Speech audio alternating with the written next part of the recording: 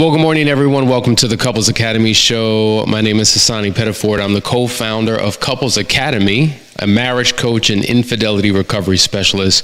I've written 15 books. I've traveled around the world. I've worked with people from every culture, well, not every culture, a lot of cultures, a lot of languages, a lot of faith traditions, all because of one thing: their desire to restore their relationship because of infidelity. So 95% of the people we work with are couples who are in crisis, those on the verge of divorce, and those who are trying to navigate through very murky waters when it comes to restoring their relationship if there's been a betrayal. And so we've been in a series for the last couple of weeks on why we cheat. Many people are still struggling with the why. We spent the first portion of this series talking about personal factors. That's right. It has nothing to do with you. It has everything to do with me. These are the things that I've been battling with, struggling with, and going through that have led me down a path of destruction. So this part two, we're talking about relationship breakdowns, okay? This is a contributing factor. Now, going back, if we have, matter of fact, let me show you this quick image. You look to the left, you see personal, relational, and social factors. Now, personal factors account for 50% of the contributing reasons as to why people cheat.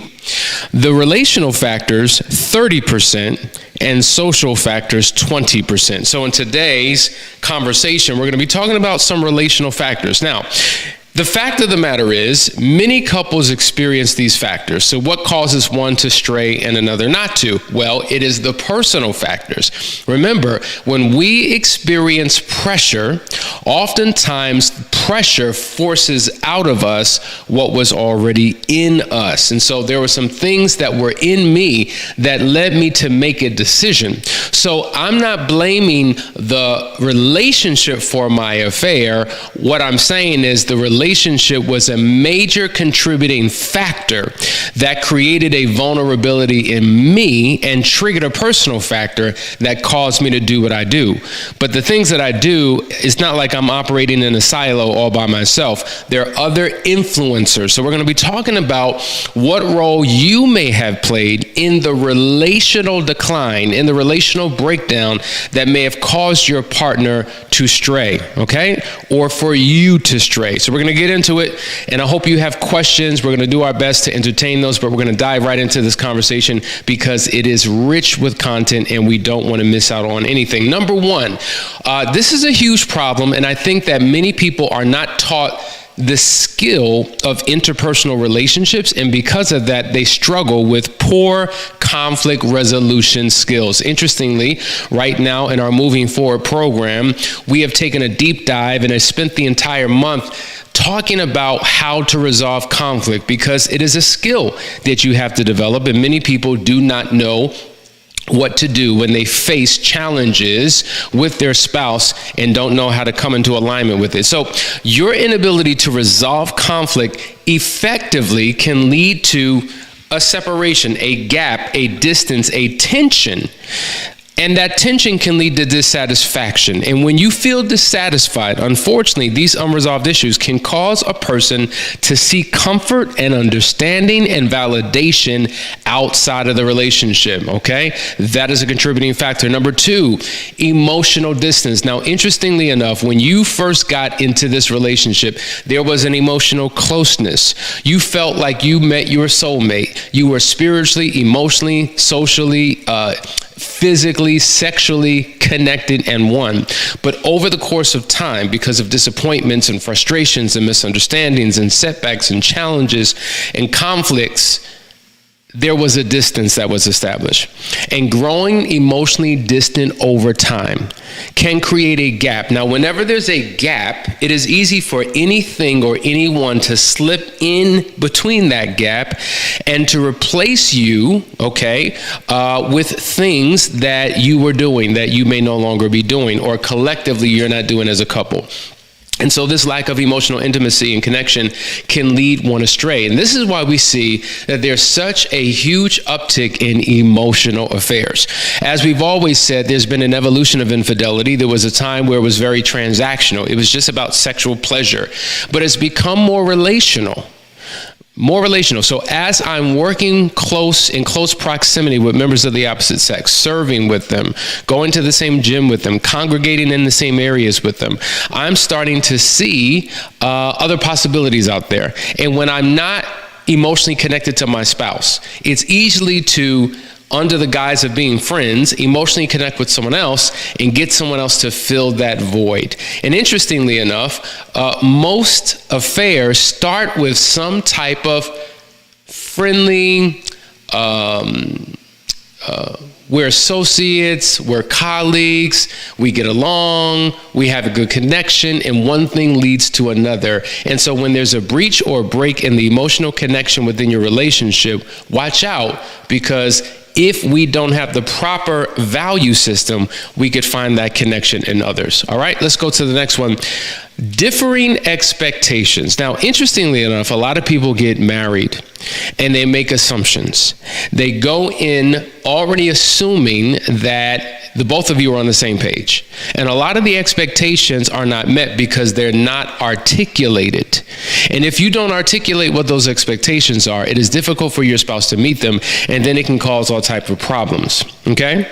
And so expectations about the future of the relationship, or what roles you need to play, or what rules you're going to establish, or what the value system for you two as a couple is, if that's not well articulated, it can lead to a problem. So now you have mismatched goals, okay, and desires that are not fulfilled because they were never properly expressed.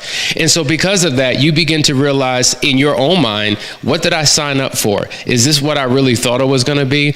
I think I made the wrong decision. There's got to be somebody out there that's more suitable and connected for me. And so that may cause someone to drift and to find in others, okay, what they feel like they don't have in their spouse. Let's go to the next one. A lack of shared interests. This is a common one. A lot of times people get married because of physical attraction and emotional desirability, and they believe because there's such passion and intensity and a strong emotional connection that will be enough to maintain a relationship. But the fact of the matter is, as they say, sex lasts for seconds. Actually, it says that love lasts for minutes, love lasts for hours, sex lasts for minutes, orgasms last for seconds. So if the orgasmic emotional intensity, sexual drive is drawing you two together, is not enough to maintain a long-lasting relationship.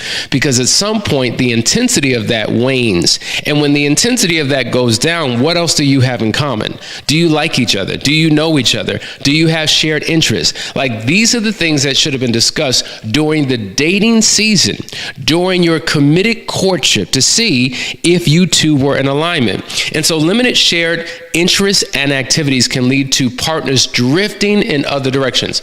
You know what? He's got his friends, I've got mine. He has the things that he's interested in. They're not really my thing. I've got my own thing. We've got our own set of friends. We've got our own hobbies. We've got our own routines and rituals, and there's no togetherness. And what happens is you congregate, you connect, you build relationships with people who share the same passions and interests as you. It becomes very dangerous when you find somebody of the opposite sex that likes the things that you like. And so now there's a connection in that space that you don't even have with your spouse. And that can lead to a betrayal. We see this constantly. And so this is why, as a couple, it's important that you figure out what is it about you two as a couple that makes you unique? What's your secret sauce? What is your passion? What do you two like to do? What are you pursuing together? This level of togetherness is critically important if you're going to move forward in a healthy relationship. All right, we're going to take a quick break. I want to show you a quick commercial, and we'll be back. You're watching the Couples Academy Show. Stay tuned.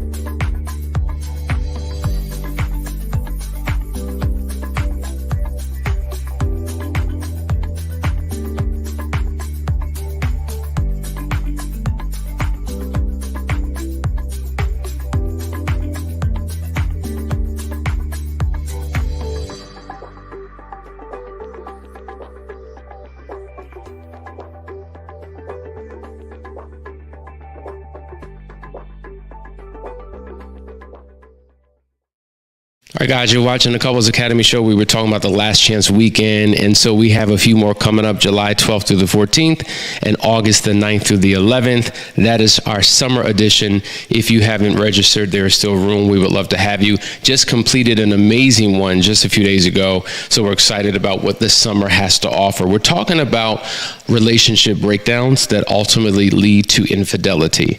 And so if you have experienced a betrayal in your marriage and you're still trying to figure out, well, why did this happen? What are the reasons? And whatever your spouse may have told you, it may seem like an excuse. It may seem like a justification. I'm here to speak on their behalf to let you know that there are let me not say legitimate, that's the wrong word, but there are some reasons. There are some reasons that contributed to why this happened. And so if you look through a lens of morality, of right and wrong, you'll never be able to understand this. It'll never make sense to you because it's not a matter of right or wrong. There's nothing right about it. There's nothing moral about it. There's nothing good about it. There's nothing justified about it. However, it happened. And acceptance is embracing the fact that this happened to us. And if we want to prevent this thing from ever happening again, then we have to understand what the root causes that contributed to this breakdown actually were. And so the other challenge is, fine, I can acknowledge that these were the things that were happening in our relationship, but I didn't do it, so why did you? And this is where you have to take a step back and listen to last week's series when we dealt with personal factors. The reality is we all have weaknesses, faults, flaws, idiosyncrasies, inconsistencies, internal patterns. There's all types of things that are going on inside of us that causes us to fail, that causes us to fall, that causes us to make errors in judgment. And so we are biased to our own sins and shortcomings. See, if someone is guilty of the things that we struggle with, we get it, we understand it because we have fallen short in those areas as well. But if somebody has done something that we would never do, that we're not wired to do, that we think is an abomination to do, we place a stronger amount of judgment on them for what they have done. And so that keeps you in a place of being stuck. That keeps you from being able to properly heal. That keeps you from being able to move forward in a healthy way. And so we have to deal with what actually happened in such a way where we emotionally detach ourselves from the impact that it had on us, and we have to begin to diagnose the true reason. Unpack it, because once we know the why, we can then build a wall of protection around that why, deal with the root issue, plug it out, pull it out, right? And deal with the root issue so that it doesn't continue to create more fruit issue. So things are bound to happen again and again and again if we don't truly understand the why, don't accept the why, and don't do something about the why. But once we do, it puts us on a pathway to healing and restoration. So we're talking about contributing factors. Now, all couples go through some type of challenge or struggle in their relationship. One of those being neglect and inattention.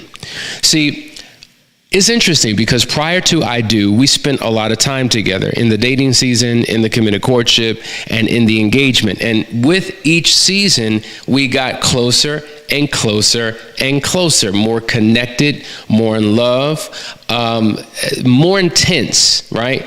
The emotional intensity increased with every stage of commitment. But it seems like once the marriage happens, a shift takes place. So while we were moving closer, after I Do, challenges and circumstances and priorities shift us back, and we're not as close as we once were after a season. Now, of course, there's the newlywed season where it seems like you're the closest that you've ever been and will ever be, and things are typically going well the first few years, but then all of a sudden, something happens.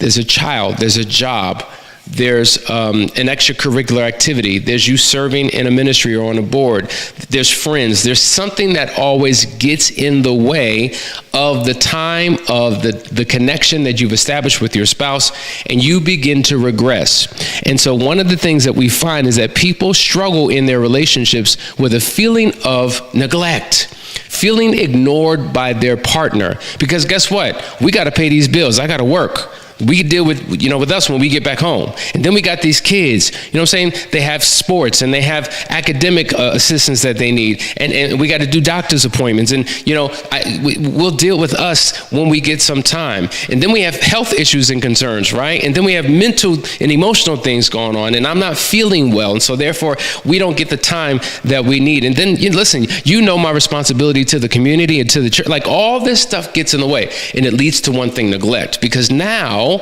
I feel like I'm in constant competition with everything else. Everybody else gets your attention but me. Everybody else gets your time but me. And so while you say yes to everyone and everything, what do I get? I get no. And no represents what? Neglect, rejection. And so seeking attention and care from someone else is something that people will typically do when they feel like they're being taken for granted, taken advantage of, being neglected, being denied access to. So because I can't get what I need and I'm starving for affection, starving for attention, starving for affirmation, I found it in someone else. Now, either I sought it out, or in my starvation, it drew itself to me, and I wasn't strong enough. I wasn't strong enough to say no because I was in a weak, vulnerable state. And that's what led to the affair that I find myself in. Okay? I hope this is making sense. Once again, this is not a justification. This is a reason. And we're going through the reasons that people go through. Another thing is the routine and the monotony of life. When we used to date, we had fun, we were exciting, we went places, we dressed up. It was always about something new and different, something creative. And in that process, we got a chance to know each other on a deeper level. But what happens is, now that we're married and we have all these responsibilities, we create what we would consider normalcy, right? Predictability. Now, you need that in order to sustain a relationship. There's got to be some predictability in your lifestyle, because if you're swinging from one thing to the next every other day, it creates instability. So stability has a form of predictability built within it. But when you fall into these monotonous routines and there's no more effort being made and the relational dynamics are no longer exciting, then that's when the problem comes. Because this need that we have for thrill, for novelty, for excitement, and if we feel like there's a dullness or a deadness within the relationship, unfortunately, when some people face this type of pressure, they're drawn off. They're tempted to find excitement somewhere else. And you've heard me say this 1,001 times, so much so that you could repeat it. Matter of fact, that's how you know that it truly sticks. When you could start repeating my statements, now you know you've got it. When people are unfaithful, oftentimes they're in search of something what? Something new and something different. And because they haven't found it within the confines of the relationship, they find new and different in someone else. So being with someone new and being with someone different gets them what they ultimately want, something new and different. And so we have to learn how to start incorporating that back into our relationships so that this routine, monotonous deadness goes away and we can thrive in our relationship because we are intentional. Now, it's not only apparent, this predictability, this monotony, this routine, boredom situation outside of the bedroom, it also exists within the bedroom. And that is why we experience something called sexual dissatisfaction. Listen, we can go down so many different lanes, and we've done series on this, but for some, it's just boring. It's the same way every single time, same position, same routine. Like, I know what's going to happen before we even start. It's so predictable. There's nothing exciting. There is no thrill. It's like bread and water. Like, yeah, bread and water, it will sustain life, but I'm looking for something more. I want something more exciting, and so I'm looking for more out of our sexual experience. And sometimes it's hard to get what it is that you desire because of, number one, incompatibility. I just feel like we're not sexually compatible. Maybe you don't understand the 5 erotic blueprints, because if you did, you would realize that there is unique difference in terms of our styles and preferences, sexually, but understanding those styles and differences and figuring out how to make them work together can create compatibility in ways that you did not know. But because I feel like we're sexually incompatible and the way we show up and what we're looking for and what we do just doesn't click, just doesn't vibe, it just doesn't work. Our desires are different. I may desire it much more than you. While you're good with it once a month, I need it 3-4 times a week. So there's a gap in desirability that creates a problem. Then we're talking about preferences for what we like. Maybe you're more vanilla in your approach. Maybe I like more kink. Whatever the case may be, maybe we just don't seem to vibe and there's no happy medium between us. Then there's the frequency of it all, right? The inconsistency in the frequency. And typically the person who has the less of a desire in the relationship controls the pace and the frequency of the sexual experience. And so therefore, seeking sexual satisfaction within your relationship seems to be an impossible task. And because of that, we seek it outside of the relationship. And so it's not that, we've met our match and everything is so amazing and wonderful and free. Like, it could feel that way. But you know what it is? A lot of times sex is more about desirability and the excitement of new and different than it is that you're with somebody who does more. Because when we're talking about, full disclosure, we get into the questions about the sexual affair. When specific questions are asked, you begin to realize it's not like they were some sex god or sex goddess. It's not like we had this explosive, intensified sexual experience that was far different from what we had with each other. But the difference is it was new, it was fresh, it was exciting. There was an openness, there was a willingness, there wasn't an aversion, there wasn't a history of disappointments, frustrations that went into the actual sexual experience. It felt transactional in my marriage. It felt just so free. Like, there's a difference. That's why we talk about this concept of affair sex versus married sex. It's hard to make that comparison because there's an illusion that goes along with affair sex that really isn't real, but your perceived experience is different.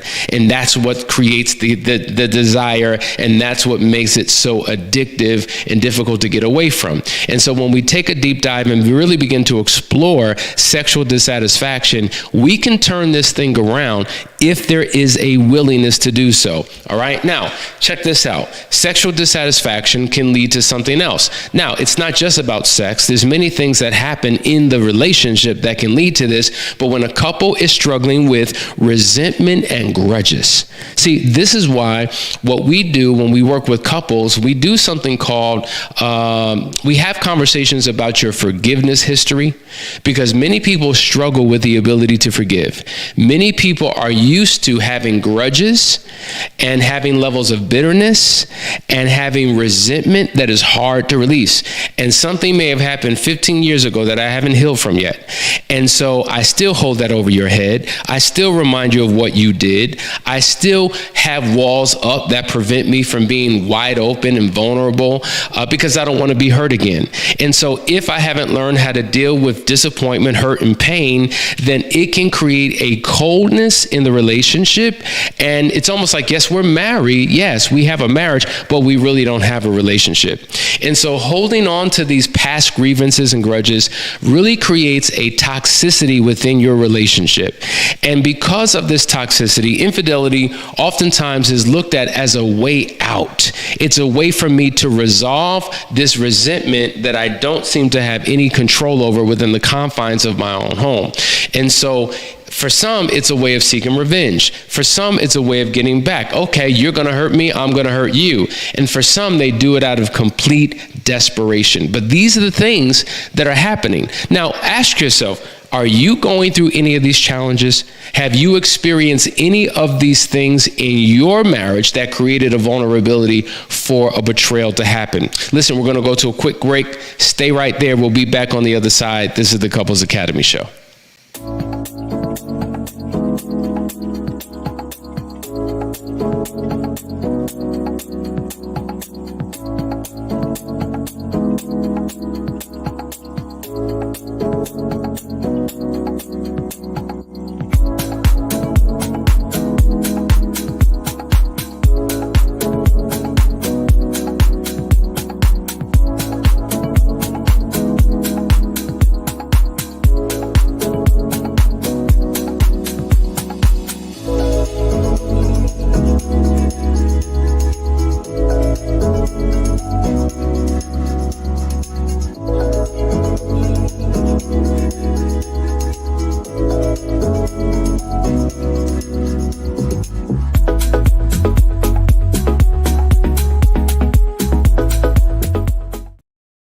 That's right, guys. You're watching the Couples Academy show. That was our list of practitioners. One thing about us, you have the ability of working with someone who has expertise and experience in the things that you are going through.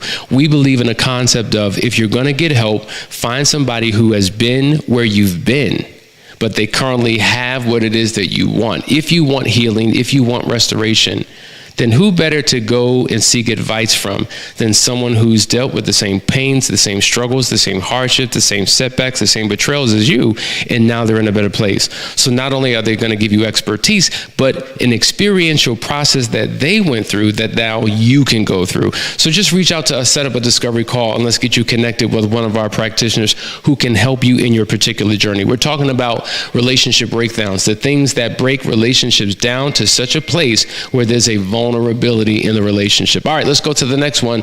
We're talking about imbalance of power. That's right, power struggles in the relationship. A lot of times couples are in competition with one another. And I don't get it. I don't understand it. Like, there's power in our partnership. I don't have to be better than you. I don't have to be jealous if you're better than me in certain areas.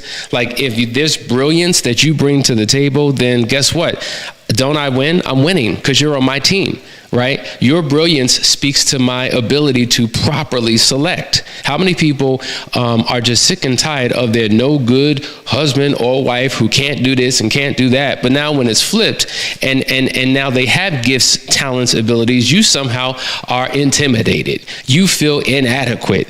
And so sometimes it leads to competition. It leads to a power struggle where they're vying to see who's going to control this and who's going to control that. And in relationships, we know that there's some people who dominate certain areas of the marriage, like the finances. When it comes to finances, I make the decisions. I determine what's happening. If you want money, ask me for the money. I will, like a parent to a child, give you an allowance based upon what I feel you need. That you see how crazy that is?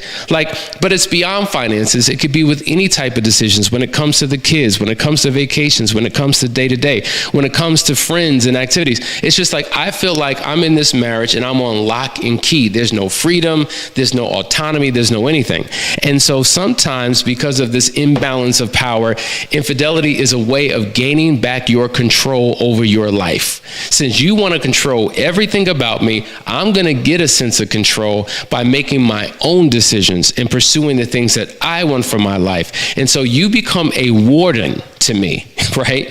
You become a controlling parent, and this is a parent-child relationship to me, but I'm a grown woman, I'm a grown man, and out of my frustration and my disgust and my desire to be free, I'm able to find that freedom in another illicit affair. This is a contributing factor. Let's go to the next. I mean, you see how all of these begin tying together, how all of these can be so impactful. Now, it's not just about one of these things. What if you had multiple things going on that contributed to it? Listen, that's our time. I just realized it's been 30 minutes. I hope that you got something that you can chew on. You want to sit down with your spouse, have this conversation, figure out what are the contributing factors that have led to the betrayal in your relationship, and begin to reverse the script. You can create a new foundation for a healthy relationship by diving into what led it to go astray in the first place. Now listen, tune in tomorrow. We're going to continue the conversation. Hope you got something out of it. See ya. Love you guys. Take care.